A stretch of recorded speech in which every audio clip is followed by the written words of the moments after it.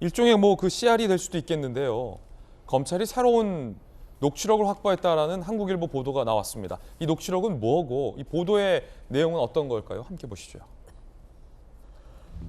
한국일보 보도에 따르면 분양 대행업체 이모 씨. 이 이모 씨는 누군지 아시죠? 성남시장 재선자금 등을 마련한 인물로 검찰이 지목한 인물이고 인척 박영수 전 특검 소개로 김만배 남욱 2년 맺은 뒤 위례 대장동 분양 업무를 담당했던 인물이기도 합니다. 내용 증명서와 함께 대장동 일당과 수년간 통화가 담긴 녹취록을 검찰에 제출했다. 이렇게 되면 정영학 회계사의 녹취록 말고 이 분양 대행 업체 그 자금을 마련한 그분의 녹취록이 검찰은 또 하나의 확보가 됐다. 물증으로서 확보가 됐다라는 거죠. 그런데 안 그래도 남욱 변호사는 저 이 씨로부터 42억 5천만 원 받은 뒤 이재명 대표 측에게 사업 로비 목적 등으로 전달했다라고 얘기하고 있는 상황이고요. 이 씨 녹취록에 저 42억 5천만 원 전달 정황도 포함이 돼 있다. 그리고 우리가 내용 증명에 대해서는 앞서 언론 보도로 봤잖아요. 지난 정부 1기 대장동 수사팀이 이 내용 증명을 확보한 건지 확보하고도 모른 척한 건지 이런 논란까지 일었던 그 내용 증명 플러스 이 녹취록까지 돈 흐름 추적에 수사력을 집중하고 있다라고 보도가 한국일보 보도가 나왔습니다. 강력기 형사 출신의 박승배 변호사님, 이 증거는 녹취록 증거로 채택될 수 있을지, 그리고 이 녹취록에 그 40억 5천만 원에 대한 어떤 일관된 내용이 나왔다면, 남욱 변호사의 주장과 이 내용이 일치한다면 뭐 이건 어떤 의미가 있는지 어떻게 보십니까? 돈을 주고받는 사건의 경우, 특히 계좌 등 흔적이 남아있지 않은 사건의 경우에는 자금의 출처, 돈의 흐름, 그리고 최종적인 사용처, 삼박자를 모두 입증해내야 합니다.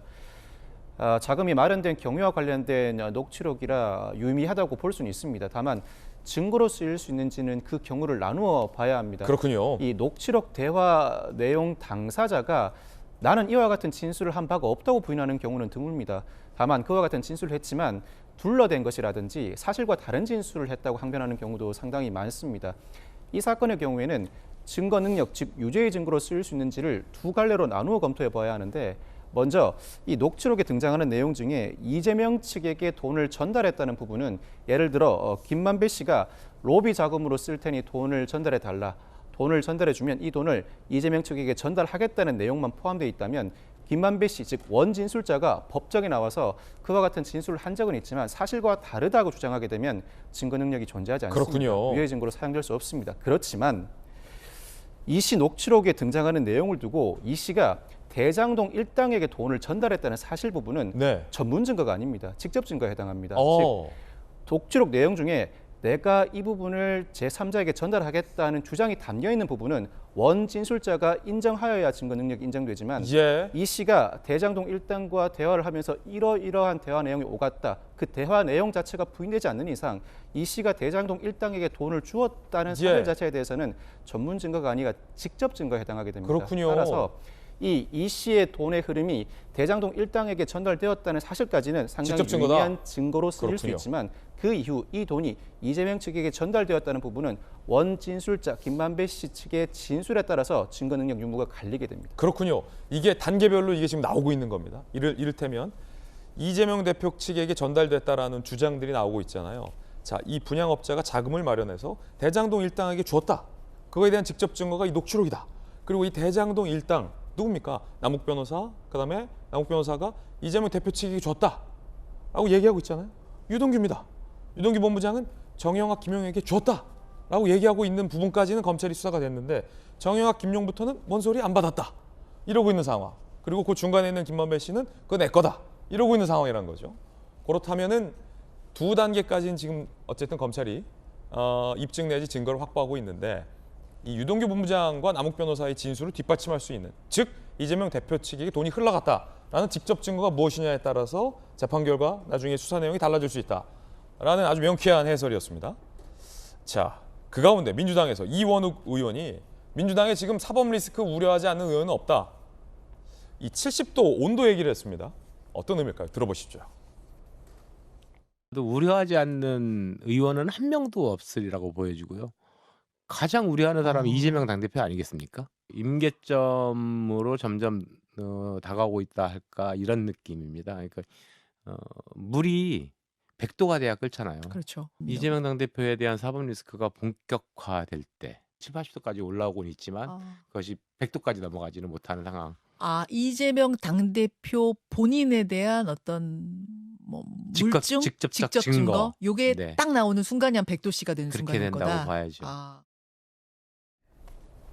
이원호 구현의 비유였는데 오늘 비유가 많네요. 무슨 발연기, 다큐멘터리, CR, 그다음에 이제 임계점. 김수영 교수님, 우리가 라면을 끓일 때 이 딱 라면 면을 들고서 물이 끓는 건 지켜봅니다. 여기까지는 다 똑같아요. 그런데 어떤 분들은 이게 뭐 물이 보글보글 끓을 때 100도가 넘을 때 라면을 투하하는 분들이 있고 어떤 분들은 그러니까 한 70도에서 80도 지금 이원호 의원이 얘기하는 그때 라면면을 넣는 분도 있어요. 근데 이원호 의원은 지금 그 7, 80도까지 왔다 주장하는데 그 7, 80도 상당히 뜨겁거든요. 어떻게 보십니까? 지금 민주당 내에서 굉장히 좀 복잡할 것 같고 사실 예견됐던 거예요. 이런 사법 리스크가 당대표가 될 때부터 예견되었었던 것이고 언젠간 터질 것이라고 우리가 모두 알고 있었는데 그동안 모두 말을 못했죠. 그리고 이재명 대표를 결사옹위하는 그런 발언들만 거의 나왔어요. 최고위원도 사실 다 친이계로 다 이제 장악되었고 그 이유는 무엇이겠습니까? 이제 공천이 얼마 남지 않았기 때문에 지금 민주당 의원들이 비상식적이고 비이성적인 걸 알면서도 이재명 대표를 방어하느라고 정말 상식을 뛰어넘는 논리들을 뭐 방송이든 여러 군데에서 이제 하고 있는데 드디어 이제 민주당에서도 이대로 가다가는 우리 다 100도씨가 끓는 물 속에 다 빠져 죽겠다. 그렇기 때문에 이쯤에서 선을 긋고 민주당을 좀 지켜내야겠다라는 목소리들이 나오고 있는 것 같아요. 근데 그게 이제 대표적으로 예. 이원흑 의원이 사실 이원흑 의원이